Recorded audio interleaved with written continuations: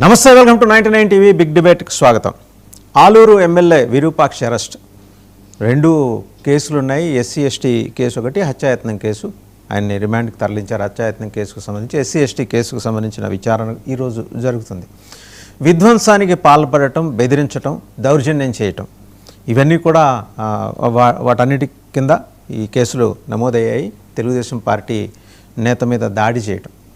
సరే, దానికి రెస్పాన్స్గా నిన్న మరి వైసీపీ శ్రేణులు చూస్తే బాగా గందరగోళం సృష్టించాయి. పోలీస్ స్టేషన్ దగ్గర విరూపాక్షి అనుచరులు వచ్చి ఆందోళన చేయటం, రాత్రి వైసీపీ చీఫ్ జగన్మోహన్ రెడ్డి గారు ఒక ట్వీట్ చేయటం, ఆయన ఏమన్నా టెర్రరిస్టా, ఉగ్రవాద అనే పద్ధతిలో క్వశ్చన్ చేస్తూ ఎమ్మెల్యేని అర్ధరాత్రి తలుపులు బద్దలు కొట్టి తీసుకెళ్లాల్సిన నెసిటీ ఏంటని చెప్పి ఆయన క్వశ్చన్ చేయటం. దాంతోపాటు భోగాపురం ఎయిర్పోర్ట్ ప్రారంభోత్సవ సభలో Pawan goose bumps speech, emotional అయ్యారు బాగా. ఆయన ప్రధాని మోదీని దూషించటంతో చెలించిపోయానని కూడా ఆయన చెప్పుకొచ్చారు. అల్లూరి పేరుతో ఎయిర్పోర్ట్ ఒక నవశకం ప్రారంభం కాబోతోంది రాష్ట్రంలో అనేది నిజమే. ఎందుకంటే ఈ ఒక్క విషయంలో మనం ఆనందించి తీరాలి. ఇప్పటి వరకు మనకి ఉత్తరాది నుంచి దిగుమతైన పేర్లతోటి ఎయిర్పోర్ట్లు చూసాం. ఈసారి అసలు సిసలు తెలుగు యోధుడి పేరు పెట్టుకున్నాం మనం విశాఖపట్నం భోగాపురం ఎయిర్పోర్ట్కి. ఇది అంతర్జాతీయ విమానాశ్రయానికి, అల్లూరికి సరైన నివాళి, as rightly said by Pawan Kalyan. రెండు అంశాలకు సంబంధించి బిగ్ డిబేట్లో మనతో పార్టిసిపేట్ చేస్తున్నారు బండారు వంశీకృష్ణ గారు, టీడీపీ అధికార ప్రతినిధి. నమస్తే వంశీకృష్ణ గారు. అలాగే కాసరగడ్డ నాగార్జున గారు, బీజేపీ నాయకులు. నమస్తే నాగార్జున గారు. అండ్ వెంకటరెడ్డి గారు, వైసీపీ అధికార ప్రతినిధి. నమస్తే వెంకటరెడ్డి గారు.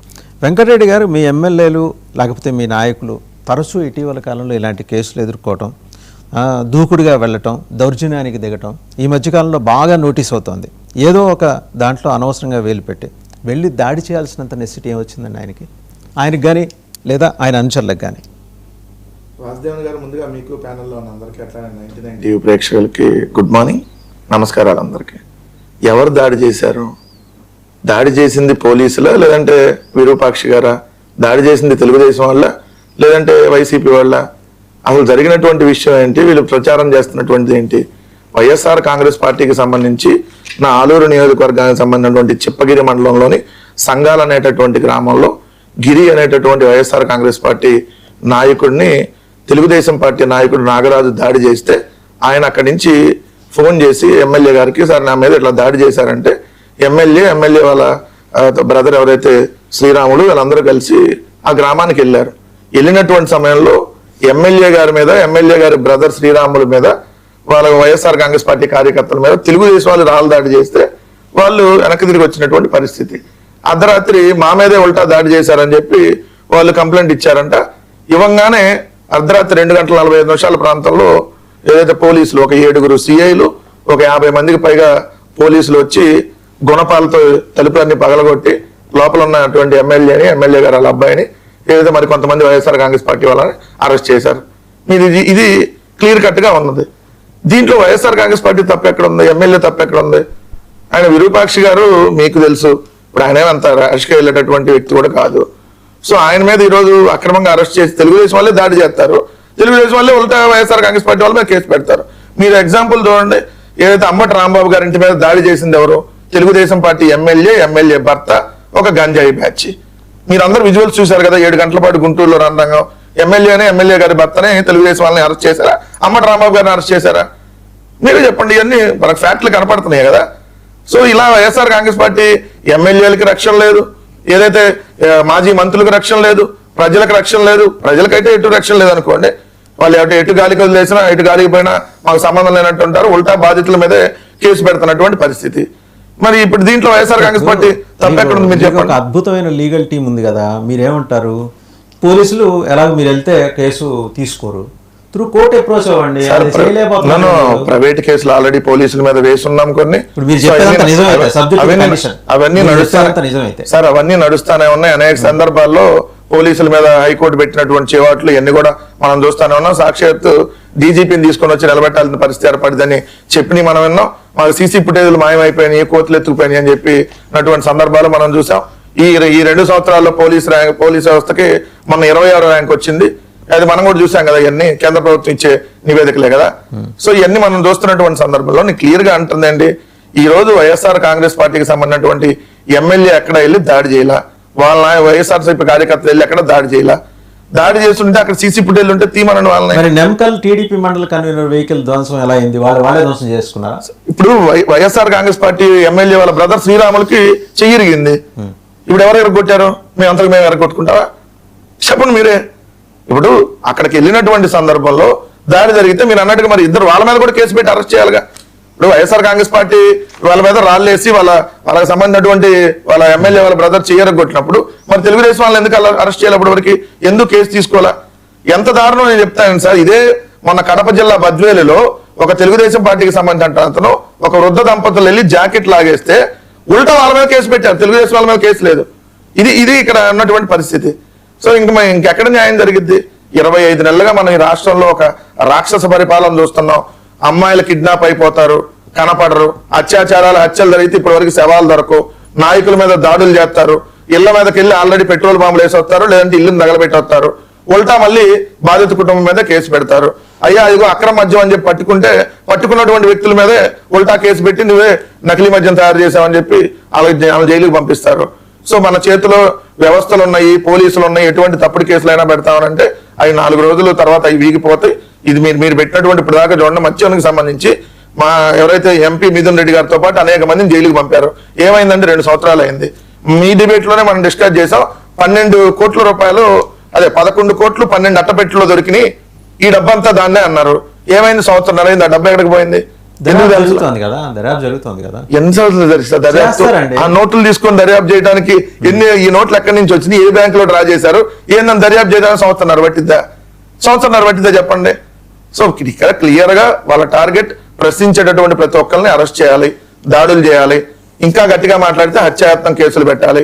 సో హత్యాయత్నం కేసులు పెట్టి జైలుకు పంపాలి. ఇది వాళ్ళ టార్గెట్ గా వెళ్తున్నారు. వీళ్ళ పాపం ఎక్కువ రోజులు పండేటటువంటి అవకాశం ఉండదు. వీళ్ళు ఈ విధంగా దౌర్జన్యాలు దాడులు చేస్తుంటే ప్రజల రోడ్ల మీదకి వచ్చి తిరగబడేటటువంటి రోజులు ఉంటాయి. ఇప్పటికే ఎమ్మెల్యేలు కానీ వాళ్ళు ఇళ్ళకెళ్ళడానికి భయపడుతున్నారు. వాళ్ళు ఇంటింటికి టీడీపీ అనో ఇప్పుడు మళ్ళీ ఇంటింటికి కూటమి అనేది పేరు మార్చినట్టున్నారు. ఒక్క ఎమ్మెల్యే వెళ్తాను దగ్గర ఏమన్నా విజువల్స్ వస్తున్నాయి చెప్పండి? ఒక్కటి మేము గడప తిరిగితే అన్నెల దగ్గర వచ్చినాయి. ఈ రోజు ఒక్కళ్ళ దగ్గర చూపించడం వాళ్ళు వస్తున్న విజువల్స్. సో పారిపోతున్నటువంటి పరిస్థితి ఏదో తూతు మంత్రంగా ఆ రోడ్డు దగ్గరికి వెళ్ళి నలుగురికి అమ్మ అక్క దండం పెట్టేసి వెళ్ళిపోతున్నటువంటి పరిస్థితి. ఇంటికి వస్తే ఈ రోజు నిలదీసి ఏమైంది మీరు ఇస్తా అన్నటువంటి మేనిఫెస్టో ఏంటి, ఈ విధంగా రేట్లు పెరగటం ఏంటి, ఏ విధంగా దౌర్జన్యాలు ఏంటి అని చెప్పి క్వశ్చన్ చేస్తారు. కాబట్టి ఈ రోజు వాళ్ళు వెళ్ళేటటువంటి పరిస్థితి లేదనేది క్లియర్ గా కనపడుతుంది. నేననేది క్లియర్ గా ఈ రోజు ఎమ్మెల్యే గారింటికి అర్ధరాత్రి మీరు పోలీసులు తీసుకొని వెళ్లాల్సిన అవసరం ఏంటి? ఆయన ఎక్కడ పారిపోలేదు కదా. నిజంగా మీరు కేసు పెట్టుంటే వాళ్ళు దాడి చేసి ఆయన అనుచరుల చేత దాడి చేయించి ఇంట్లో నిక్షేపంగా కూర్చున్నారనేది కదా అభియోగం. సార్ దాడి చేస్తే వాళ్ళ దగ్గర విజువల్స్ ఉంటే తీమనండి. విజువల్స్ ఉంటాయి కదా, ఊర్లో విజువల్స్ ఉంటే తీమనండి. ఎవరు దాడి చేశారు ఏంటో. ఇప్పుడు ఎమ్మెల్యే వాళ్ళ తమ్ముడు చెయ్యి ఎలా ఇరిగిపోయింది చెప్పండి. మీ వర్షన్ ఏంటి? గొడవ ఎక్కడ మొదలైంది? వైసీపీ కార్యకర్త మీద వైసీపీ కార్యకర్త గిరి అనే అతను టీడీపీ నాయకుడు నాగరాజు వాళ్ళకి సంబంధించిన అనుచరులు అరెస్ట్ చేస్తే ఎమ్మెల్యేకి అతను ఫోన్ చేస్తే ఎమ్మెల్యే వెళ్ళాడు. మరి కార్యకర్తలు కాపాడుకోవాల్సినటువంటి బాధ్యత ఉంటుంది కదా ఎమ్మెల్యే మీద.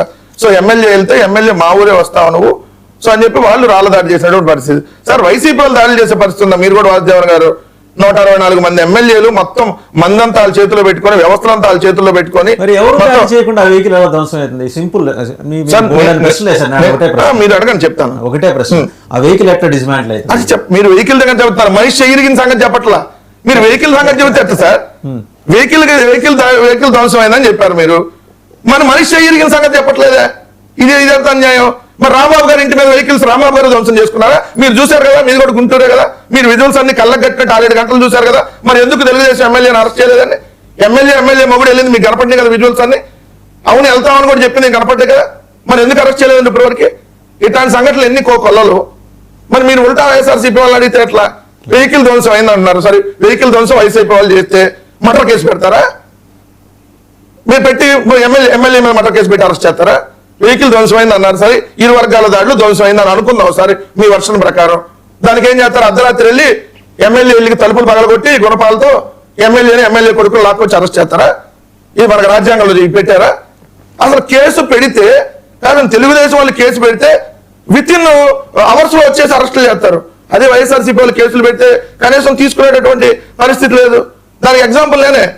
రాత్రి 7:30కి తాడిపత్రిలో కేసు పెట్టారు, పొద్దున్నే హైదరాబాద్కు 350 కిలోమీటర్లు పొద్దున్న 7:30కి వచ్చారు. రాత్రి 7:30 కేసు పెడితే వచ్చి ఎత్తుకెళ్ళినటువంటి పరిస్థితి. సో ఇట్లాంటివన్నీ మనం ఎన్ని చూస్తా ఉన్నాం 25 నెలల్లో. క్లియర్ గా అడుగుతుంది, జంగిల్ రాజ్ పాలన ఇక్కడ నడుస్తా ఉంది. వ్యవస్థలను అంతా నాయకుడు వాళ్ళ చేతుల్లో పెట్టుకొని ట్వీట్ చేశారు ఇష్టానురాజ్యంగా వ్యవహరిస్తా ఉన్నారు. ఖచ్చితంగా దీనికి తగిన ప్రాయశ్చిత్తం చక్రవడ్డీతో సహా తిరిగి చెల్లిస్తా ఉన్న విషయం మాత్రం ఫైనల్ గా గుర్తుపెట్టుకోమని చెప్తా ఉన్నాం. ఇప్పుడు మీరు అవన్నీ అప్పుడు మీ పాలనలో చేశారు కాబట్టి వాళ్ళు ఇప్పుడు చేస్తారు సార్ మేము చేస్తుంటే ఈ రోజు ఒకరు కూడా వచ్చి మాట్లాడేవాళ్ళు కాదు సార్, ఉండేవాళ్ళు కాదు. మేము చేయలేదు కాబట్టి వదిలేసాం కాబట్టి, ఏదో ఒకడు చెప్పులు చూపించి ఒకడు బోచిడికి అన్న వదిలేసాం కాబట్టి ఈ విధంగా వాళ్ళు పెట్టలేకపోతా ఉన్నారు. ఒకడు చెప్పులు చూపించి ఒక్కొక్క నా కొడుకుల్ని కొట్టేస్తా, సంపేస్తా, అరచేతుల్లో గీతలు గీత మోకాల మీద కూర్చోబెడతా అంటే స్వేచ్ఛగా తిరుగుతున్నారు. బోచిడికి అన్నాడు చైర్మన్ అయిపోయాడు ఇక్కడ. ఈ రోజు ఇష్టం వచ్చినట్టుగా మా వాళ్ళందరూ డిప్యూటీ సీఎంలు మంత్రులు ఇచ్చి పడేశారు. సో మేము నిజంగా చేస్తుంటే వాళ్ళందరికీ ఈ విధంగా ఉండేది కాదు కదా. నిషిద్ధ పదాల వాడకంలో మీరు కూడా వాళ్ళకేం తీసుకోవాలా? మీరు కూడా మాట్లాడిన సార్ మేము మాట్లాడితే దాని మీద కేసు పెట్టమనండి సార్. ఇప్పుడు మేము మాట్లాడినంటే ఇప్పుడు మా మీద 100 రకాల తప్పుడు కేసులు పెడుతున్నప్పుడు మా మీద నిజంగా మేము మాట్లాడుంటే వాటిని ఎందుకు వదిలేస్తారు వాళ్ళు? సో పెడతారు కదా. మేము ఏం మాట్లాడుకోవడానికి కేసులు పెడితే, సోషల్ మీడియాలో పోస్ట్ పెడితే కేసులు పెడుతుంటే నేను మాట్లాడిన వీడియో మీద కేసు పెట్టారు. సో ఇట్లుంటాయి అనమాట దీనికి సంబంధించి. సో ఒకటి క్లియర్, పోలీస్ అయితే చాలా యాక్టివ్ గా ఉన్నారు, మానిటర్ చేస్తారు. పోలీసులు యాక్టివ్ గా దేంట్లో ఉన్నారు సార్? కాదండి, దేంట్లో ఉన్నారు? చిన్నారి జ్ఞానేశ్వరం తీసుకురావడంలో పోలీసులు యాక్టివ్ గా ఉన్నారా? లేదంటే 18 నెలల క్రితం ఏదైతే మాయమైపోయినటువంటి అరవనగట్లో దివ్య అనేటటువంటి 3 ఏళ్ల అమ్మాయిని తీసుకురావడంలో పోలీసులు యాక్టివ్ గా ఉన్నారా? ఏదైతే నడి రోడ్డు మీద వ్యవస్థను చేస్తుంటే కేసులు తీసుకోకుండా పోలీసులు యాక్టివ్ గా ఉన్నారు. బాగా కేసులు తీసుకోవడంలో యాక్టివ్ లేరు, సెటిల్మెంట్లు చేయడంలో యాక్టివ్ గా ఉన్నారు. ఏంటంటే పోలీసులు వెళ్ళారు కదా, బాధితులు వెళ్ళి మాట్లాడారు. మీరు చెప్పేది గుంటూరు ఇన్సిడెంట్. గుంటూరు ఇన్సిడెంట్ లో మధ్యాహ్నం మీరు బాధితులు వెళ్ళినప్పుడు కేసు తీసుకోను ఉంటే రాత్రి మహిళల వ్యవస్థ అయ్యేది కాదు కదా. కేసు వింటారు కదా, ఫస్ట్ ఆఫ్ ఆల్ వింటారు. ఇప్పుడు ఈ కేసు ఎక్కడ పెట్టారండి? ఈ కేసు ఇన్ని పెట్టారా, వినకుండా పెట్టారా? తెలుగుదేశం వాడి పిలవంగానే పెట్టారా? ఏ కేసు ఎవరు ఇన్ని పెట్టారు? నా మీద కేసు ఎవరు చెప్పారని ఏమి ఇని పెట్టారు వాళ్ళు కేసు?